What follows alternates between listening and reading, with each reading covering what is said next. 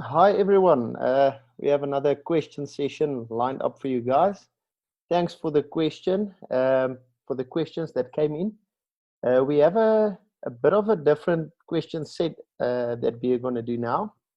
This is more regarding houses, the real estate market, and the repo rate. So Henny will be answering most of these questions for us. So I'll be asking him the questions. All right, so the first question that we can go to, we'll start off right away. The question we got is from Sean. Thanks for the question, Sean. The question is as follows. Sean has sent us a link to a property that he's looking at, and he wants to know, will this property make a good dream house?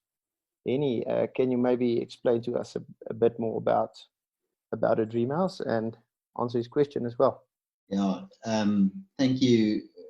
It seems like the tables are turned. You are asking me the difficult questions at this stage. First of all, I just want to start out by saying nothing on this answer will constitute any financial advice. We don't want to give you financial advice. We want to just do our best to give you some real good advice, in our opinion. So, Sean, yeah, I'm not going to share a link of the property because maybe you might want to end up buying it and we might create some competition for you by sending the link out to our audience. So I'm not going to share the link, but Sean basically sent me a link of a 3-bedroom property in Johannesburg. It seemed like a little bit of a fixer-upper, but quite a classical house. I think it said in the ad that it was built in 54, if I'm not mistaken, maybe 74, somewhere around there, but it's a bit of an older house with the idea to fix it up. Now, the question of dream house is quite a difficult one because dream house for me and even for you, Leroux, would be something different. And like that is, it's going to be different for everybody. It might even be different for me now than it was 5 years ago.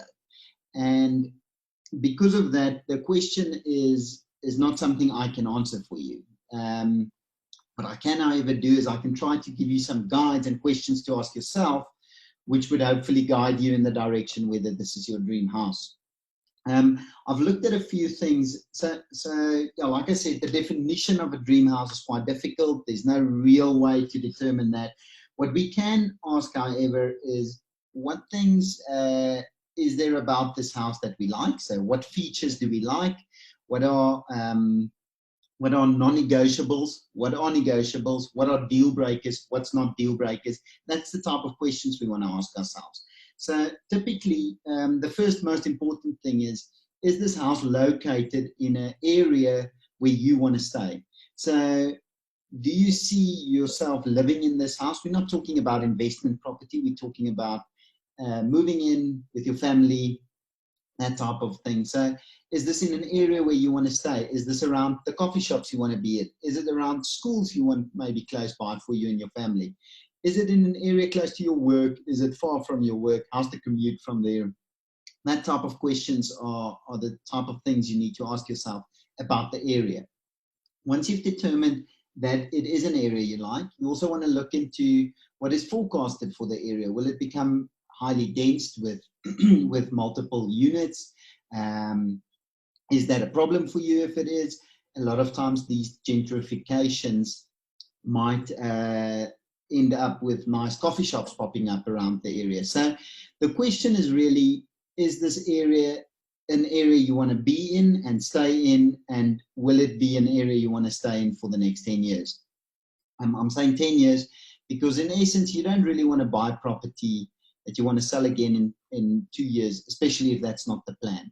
If you're not flipping it, if you're not just renovating it to sell, you don't want to do that because there's a lot of costs involved with trading property. So whether it's transfer costs or whatever. So that's the first question about the area. The second is about the size. What type of size do you need or want? Do you need a size? Do you need a 3-bedroom, 5-bedroom, 10-bedroom house? Do you typically like to have guests over? Is the stand big enough? Do you have pets? That type of thing is something to look at. Then thirdly is on the style of the house. And the style you typically get with these older style houses, you typically get a few styles. And the question is it in a style where you can see it become something nice, or is it already something nice? And if those boxes are ticked, I think the last one to tick is budget. Is it within your budget? You don't want to end up with a project where it seemed to be your dream house and you planned on it being your dream house, but then over 5 years of trying to renovate it, you're not getting it done within budget, and it ends up becoming a nightmare house. So we do offer, just a little plug for our company, we do offer a consultation service where we can come into a property with you, give you our opinion on value, give you our opinion on cost of renovation, give you our opinion on design. But in essence, it is something you can do yourself. You can jump onto Pinterest, look for houses that's in the style that has been renovated. Try to figure out what is the style called. Try to figure out what is the style called that you like. And that's some questions I think that might lead you to the answer of what is your dream house. I'm seeing my glasses are reflecting. Let's see if this works better. Maybe it does. I've had some comments that my glasses reflect in the thing. Maybe it's better now. Yeah, so in essence, that will answer your dream house question. I hope it helps. I'm more than willing to do another phone call or so with you in more detail about the specific house. But yeah, that's the typical questions you want to ask yourself. Also, you never want to buy the, I don't want to say you don't want to buy it. You don't want to be the most expensive house in the street, if that makes sense. And I'm not saying your house shouldn't be the nicest. I'm just saying, especially if you want to be there over 10 years, 15 years, you want to go into the area, what it will become. It's really important because that's the one thing you can't change. You can change a lot of the design and that type of features, but you'd struggle to change the location. That's my rough opinion on Dream House. I hope it helps. Yeah, I think as well, like what you said, the area about being the most expensive in the area, the value of your house is going to be determined by the minimum or the by the neighbors. Yes, by your neighbors and an average of your neighbors. So if you have a 1,000 square foot house in the middle of Garsfontein, you are the out one. So it will not get it will not have the value that it has in another area. So that is very important. And then as well, like what you said, if you can determine that the property has value to you in the sense of being able to change it, it would be advised to get some advice on what it will cost, because people a lot of the times getting in over their heads. I mean, if the house is built in a Tuscan style, it's going to be very difficult to renovate it to become industrial like the style that we normally do, because the roof is a specific way, the plaster is done in a specific way, the tiles are specific. So you would be better off buying a worse house, worse in the term, not as much as what you like, for a cheaper rate, and then renovating that to your dream type of house, then going for something that is maybe a fancier house, but it's not your style. I think I agree 100% what you're saying. It doesn't help you have a modern tiled house, but the tile is not something that's going to fit into your long-term style that you're going for. And I just want to add on, while we were talking, I was thinking now, the 1,000 square meter house in Garsfontein, for instance, if we're really talking dream house, you literally want to live there for the next 30 years.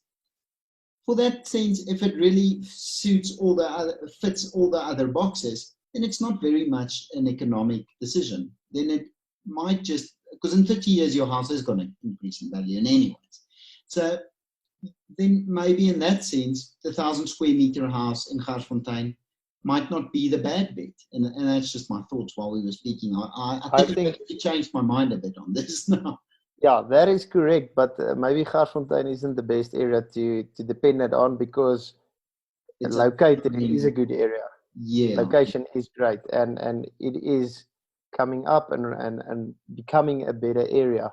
Whereas we will probably have to think a little bit, but maybe Hatfield or so will not be in 10 years a great area to live in with a family, because it's so densely populated by students and high-rise buildings. Yes. So that's maybe everything is moving up. So maybe something that looks good at this moment will not look good in 10 years. Yeah, so like I said in the beginning, I think it's really important to look at spatial development plans of the city, where's densification allowed, and that type of thing. It's a long, difficult question. Like I said in the beginning, a dream house question is not that easy of an answer. I think hopefully with those questions I gave you to ask yourself, you might get into a bit of a better answer. So I hope that concludes it and gives a bit of a better answer of how to look at for your dream house.